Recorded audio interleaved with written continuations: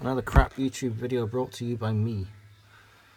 So, today we're cutting multi-lock classic keys. This is actually the classic inverted keyway. So that is the keyway number is a 005 for multi-lock, and the JMA reference is a mul-t-4p. I've already done the outers, I've done the inners on one side, so I'm about to do the inners on the other side. Yeah, let's cut the inners on the other side. The phone may fall over, the phone may not fall over, hopefully it doesn't. So here we go.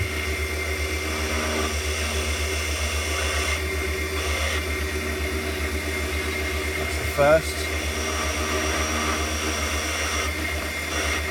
that's the second. Now with this follower that I'm using,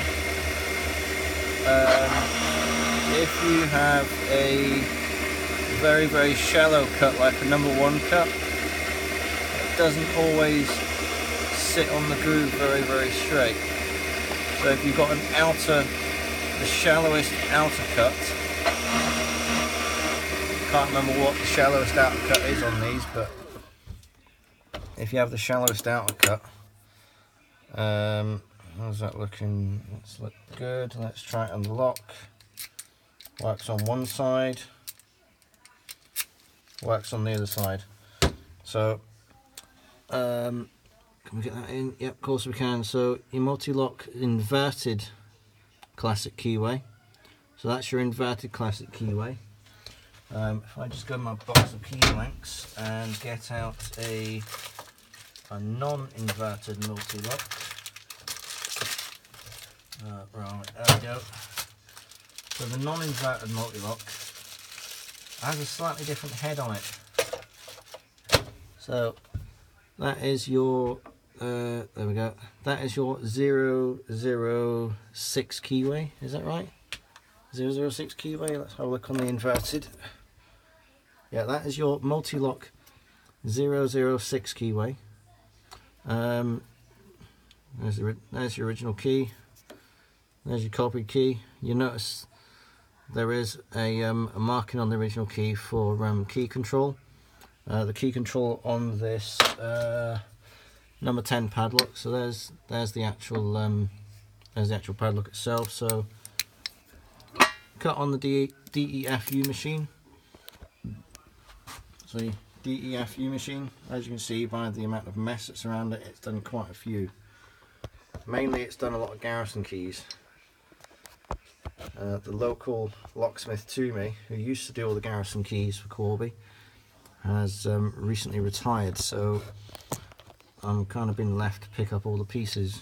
And short of go to multi-lock and buy one of their machines, I thought I'm not going to be cutting many of them. If I do, maybe I will buy one of their machines. But there's your original key. Original key works absolutely fine. Oh, there we go, there goes the phone. Should invest in a GoPro if I'm going to do more videos. But there's your lock. There's your key that we've just cut. Works absolutely fine. Where's the other side of the shackle gone? God knows. It's actually used to secure the ladders to the top of the van. But keys I have cut on this machine, obviously the inverted classic I've cut, and the multi-lock classic I've cut. What else have I been able to cut on here?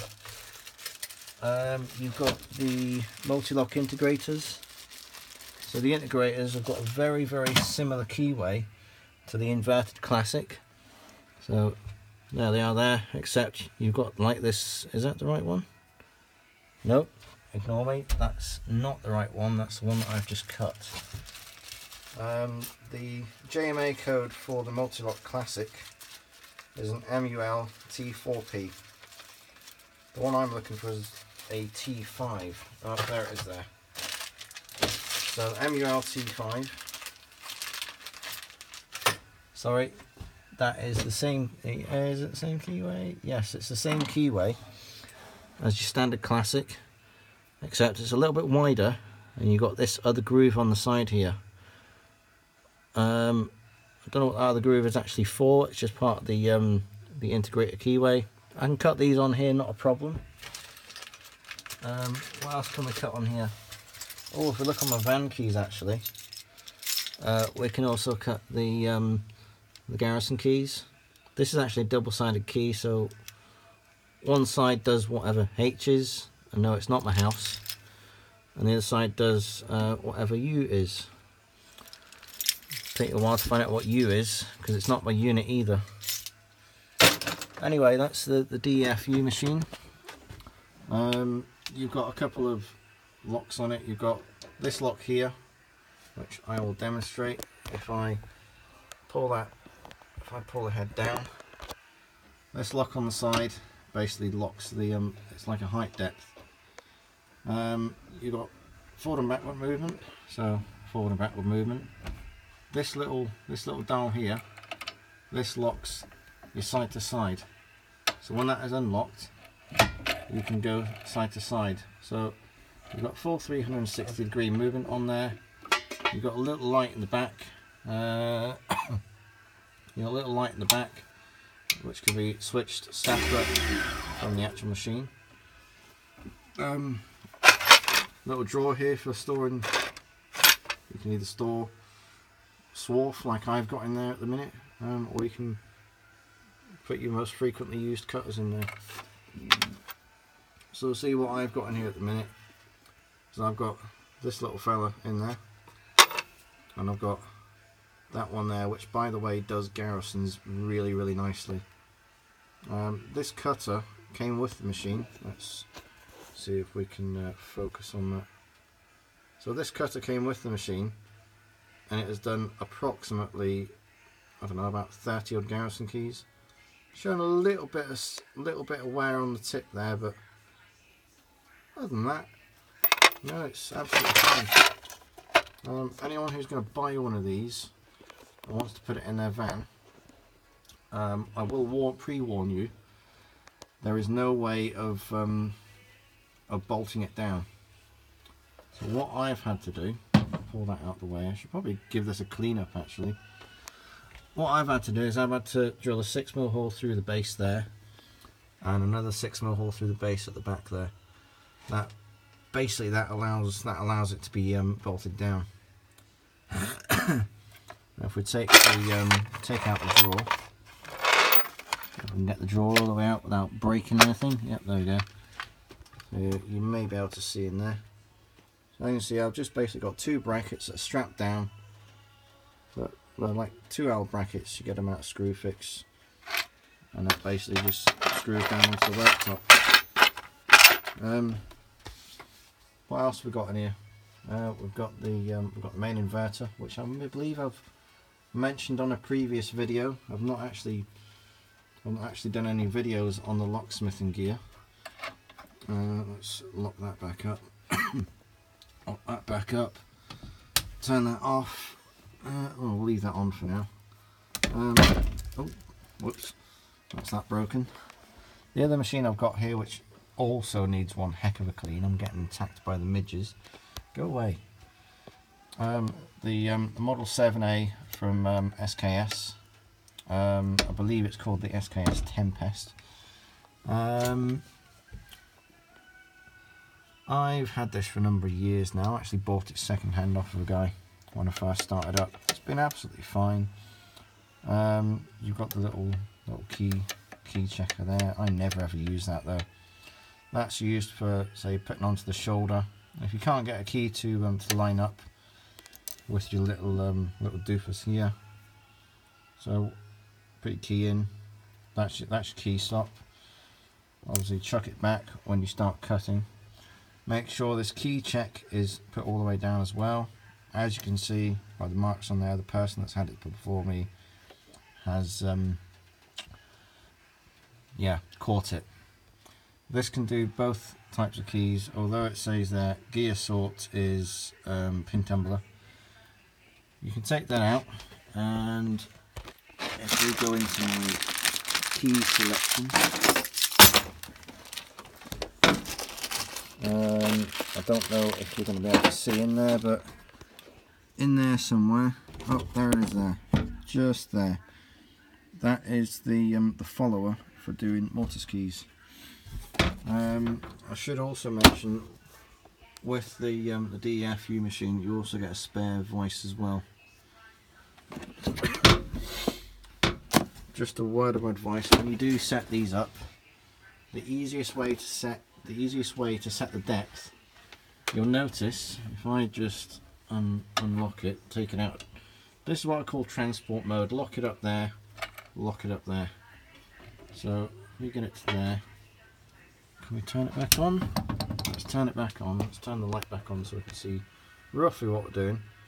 You'll see what happens is the follower makes contact first. On the multi-lock follower, you've actually got an internal spring, sorry, an external spring, and the actual, if I lift that up with my fingers, you've got the actual follower in the middle.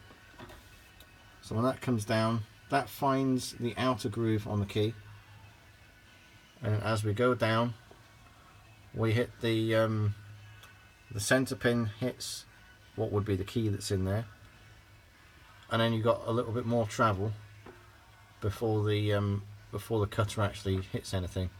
The idea is, so excuse me, when that's got a standard follower in it, it will find its seat first, then you can plunge the main cutter into the work, or into the key to be copied.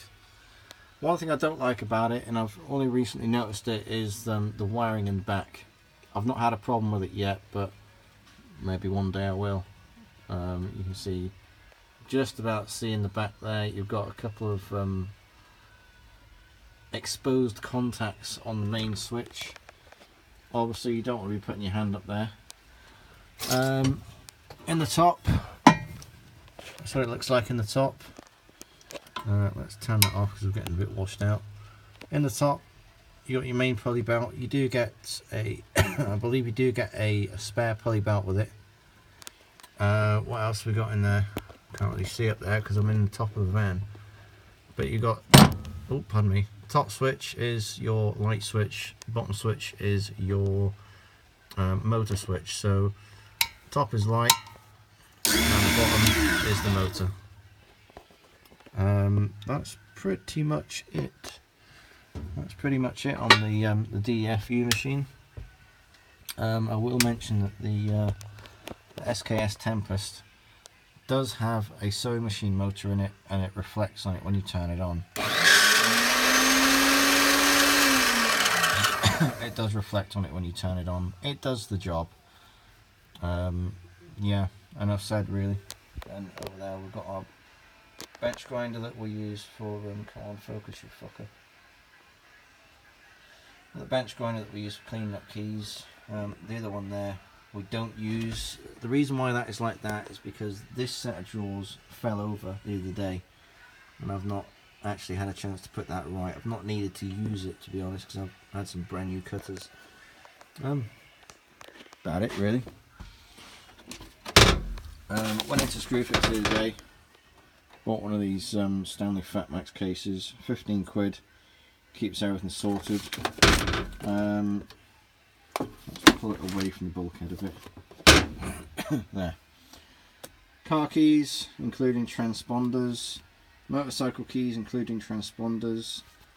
I can't remember what's in there. Oh yeah.